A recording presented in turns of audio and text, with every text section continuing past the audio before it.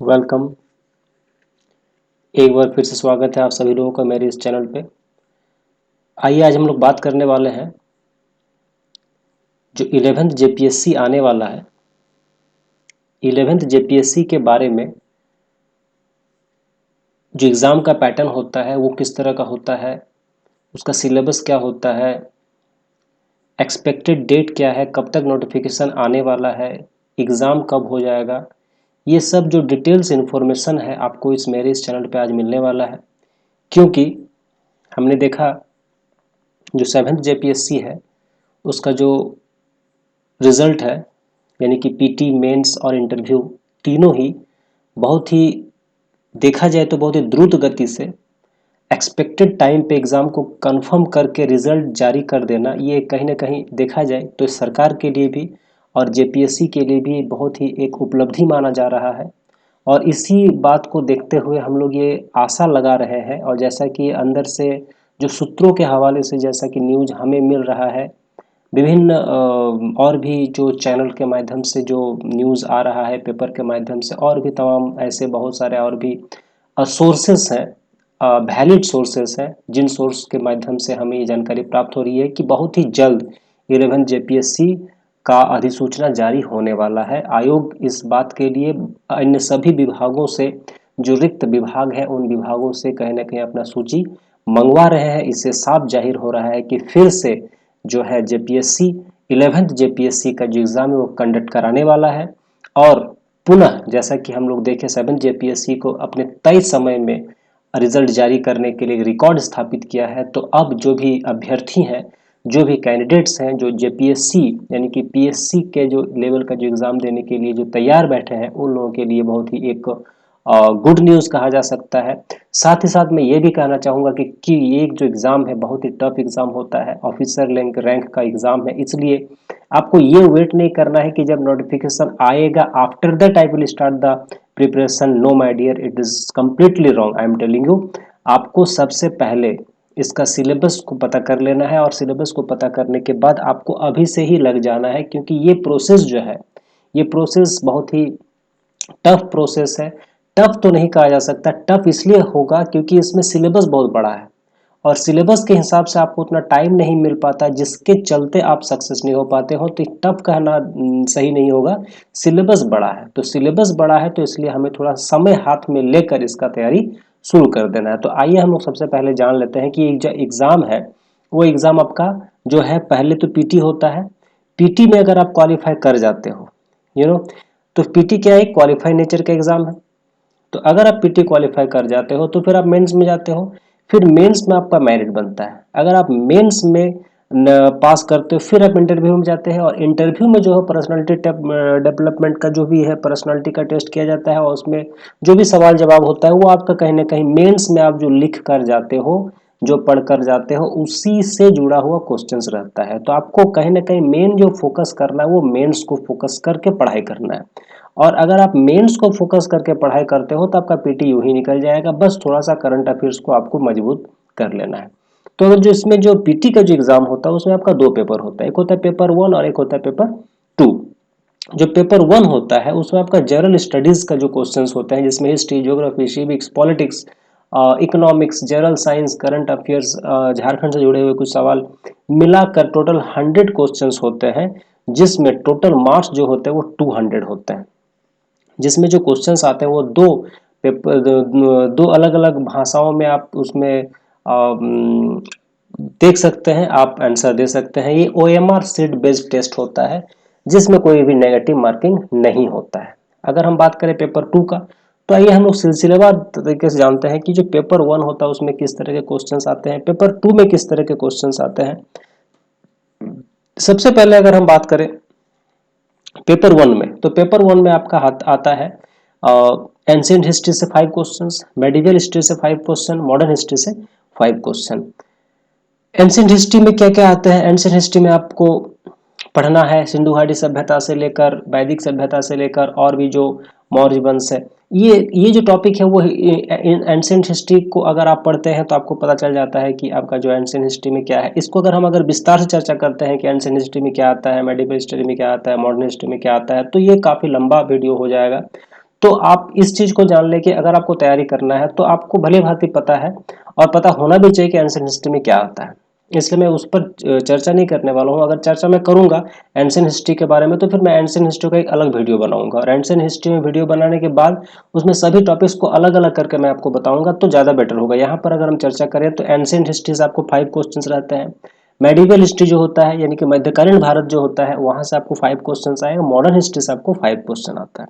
साथ में अगर हम बात करें ज्योग्राफी का, ज्योग्राफी में आपको जनरल ज्योग्राफी पढ़ना है, फिजिकल ज्योग्राफी पढ़ना है, इकोनॉमिकल ज्योग्राफी पढ़ना है और सोशल एंड डेमोग्राफिक ज्योग्राफी पढ़ना है। जनरल ज्योग्राफी, फिजिकल ज्योग्राफी, इसमें आपका कहीं ना कहीं सिर्फ भारत का ही ज्योग्राफी को पढ़ना है, यानी कि भारत में पहाड़, भारत की नदियां, भारत के जंगल, भारत के लोग, भारत के कल कारखाने, भारत के और भी जितने भी तमाम जो भारत के जो जनगणना है, ये सभी चीजों को मिलाकर कहीं ना कहीं ज्योग्राफी है। यानी कि आपका ज्योग्राफी जो है वो भारत का जो ज्योग्राफी है, जो सिंपल, उसमें बहुत ज्यादा कुछ ऐसा कुछ है नहीं। आप अगर 9, 10, 11, 12, 8, 9 का जो ज्योग्राफी का जो बेसिक होता है उसी से सवाल आता है।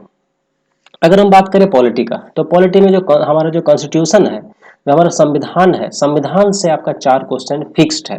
और संविधान में आपको बेसिकली क्या है कि संविधान का निर्माण से लेकर जितने भी अनुच्छेद हैं, किस अनुच्छेद में क्या है, कितने संशोधन हुए हैं, ये सारे चीज जो है कॉन्स्टिट्यूशन में मेन है। ऐसे तो कॉन्स्टिट्यूशन को पढ़ना बहुत ही कहीं ना कहीं कॉन्स्टिट्यूशन एक बहुत ही बड़ा चीज है। कॉन्स्टिट्यूशन को हम इतना फास्ट तरीके से तो नहीं पढ़ सकते हैं, लेकिन अगर हम एग्जाम ओरिएंटेड अगर बात करें तो एग्जाम ओरिएंटेड में आता क्या है, एग्जाम ओरिएंटेड में यही आता है कि इसमें क्या क्या कौन कौन सा अनुच्छेद है।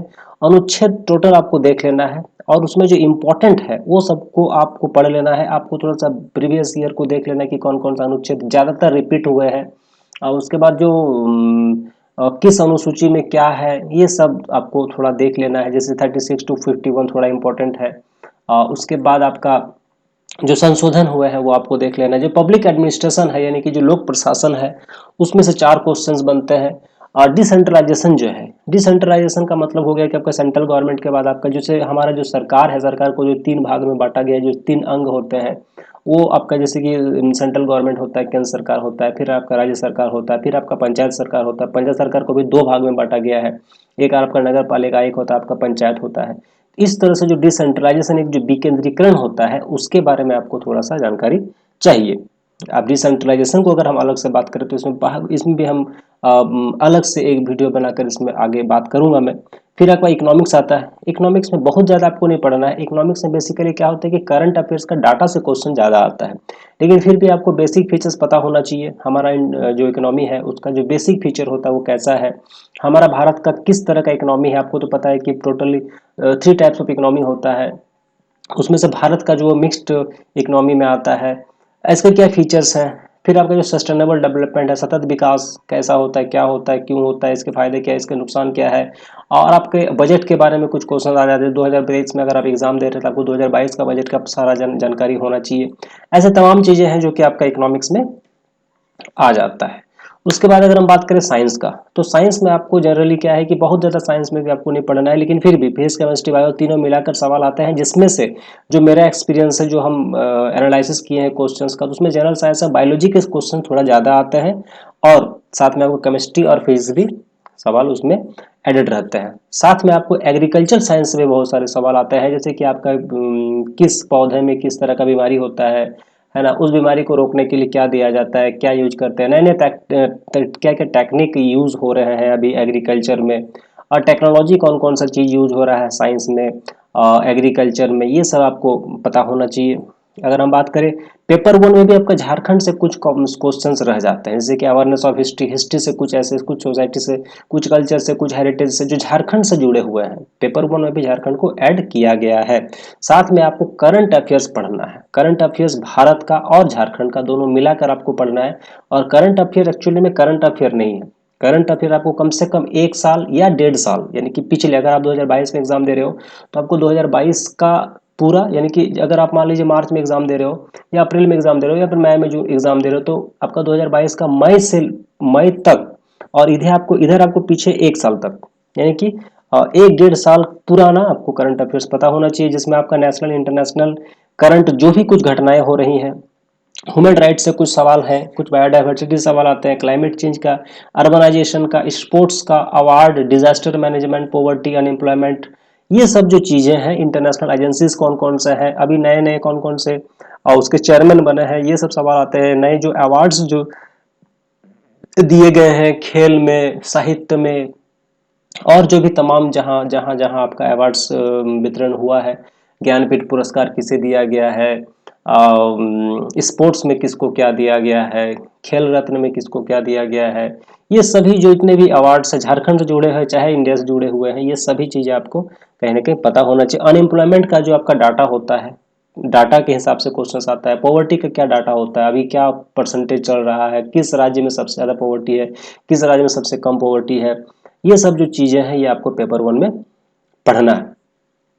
उसके बाद अगर हम बात करें पेपर 2 का, तो पेपर 2 में भी आपको 200 मार्क्स का होता है। इसमें 100 मार्क्स आपका 100 क्वेश्चंस का 100 क्वेश्चन में 2 मार्क्स ईच क्वेश्चन के हिसाब से अगर देखा जाए तो 200 मार्क्स होता है।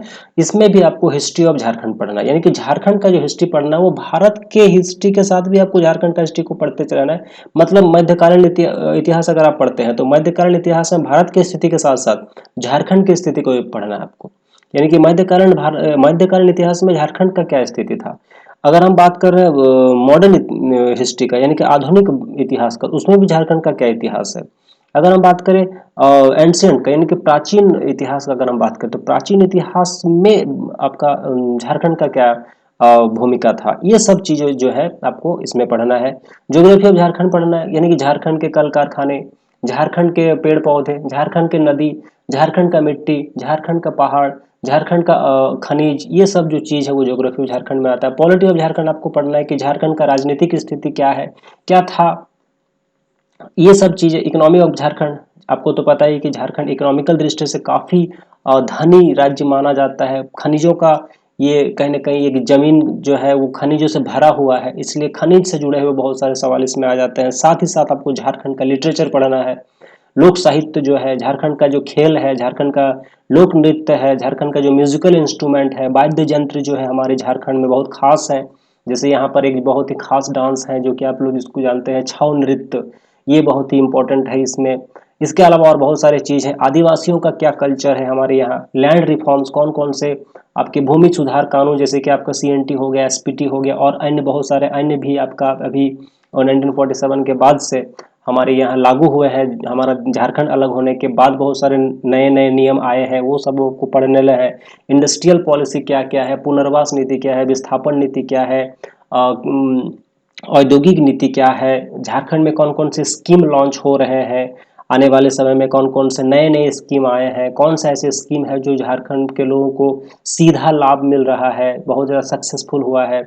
झारखंड का जो जंगल का जो नीति है, वन नीति, वन संरक्षण का नीति, ये सब जो चीज़ है वो आपका पेपर 2 में आ जाता है। कहीं ना कहीं पेपर 2 बहुत ही इंपॉर्टेंट है। पेपर 2 आपका, पेपर 2 जो है, पेपर 2 में आप जो पढ़ रहे हैं वो पेपर 2 में तो आ ही रहा है, साथ साथ इसमें पेपर 1 में भी आपको कहीं ना कहीं मदद मिल जाता है। और झारखंड का जो करंट अफेयर्स है ये भी हम आपको बता रहे हैं कि ये भी आपको कम से कम 1 साल या 1.5 साल का आपको पता होना चाहिए, क्योंकि इसी से आपका जो है और एक चीज़ और है कि इसमें देखिए 200 number paper 1, 200 number paper 2, including आपका 400 हो रहा है।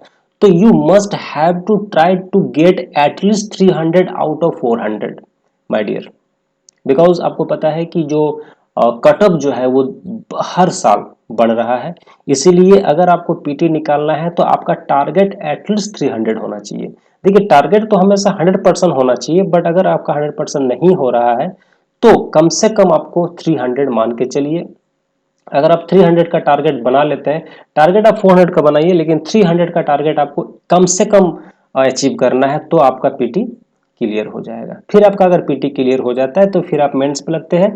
देखिए मेरे हिसाब से तो आपको अभी मेंस का तैयारी ही करना चाहिए। जैसे मान लीजिए आपका क्या है, आपका अगर मान लीजिए हिस्ट्री पढ़ रहे हैं तो हिस्ट्री को आप पूरा डिटेल्स में पढ़िए, क्योंकि फिर वो अगर आप डिटेल्स में पढ़ लेते हैं तो फिर आपको मेंस में काम दे देगा। अगर आप डिटेल्स में पढ़ते हैं तो होता क्या है कि पीटी में सवाल कहीं से भी आए आप जवाब दे सकते हो। फायदा ये है कि आपका अगर मेंस ओरिएंटेड पढ़ते हैं तो आपका मेंस भी साथ में पढ़ाई हो रहा है, और आपका डिटेल्स में अगर आप पढ़ रहे हैं तो पीटी आपका इजीली निकल जाएगा। तो ये दो फायदे हैं, ठीक है। तो इस तरह से आपका ये जो हो गया, ये आपका कहीं ना कहीं सिलेबस है झारखंड का। जो जेपीएससी 11 जेपीएससी आने वाला है, इसमें आपका ये सभी चीज़ें कहीं ना कहीं आपको पढ़ना है, जिसमें मैंने बात किया। तो अगर आपको मतलब सीरियसली अगर आपको इस बार जेपीएससी निकालना है, तो ये सब चीज़ों पर आपको फोकस करना है। और इसी चैनल के माध्यम से आपको अलग अलग वीडियो जेपीएससी से रिलेटेड, जो आपका एग्जाम के दृष्टिकोण से महत्वपूर्ण होने वाला है, अगर आप इस चैनल पर नए हैं, इसको आप सब्सक्राइब कर सकते हैं। और ऐसी जानकारी और जो भी क्लासेज हैं इसमें जो भी लिए जाएंगे आने वाले समय में, जो आपका जानकारी आपको मिलता रहेगा, इसके लिए आप इस चैनल को सब्सक्राइब कर सकते हैं। धन्यवाद।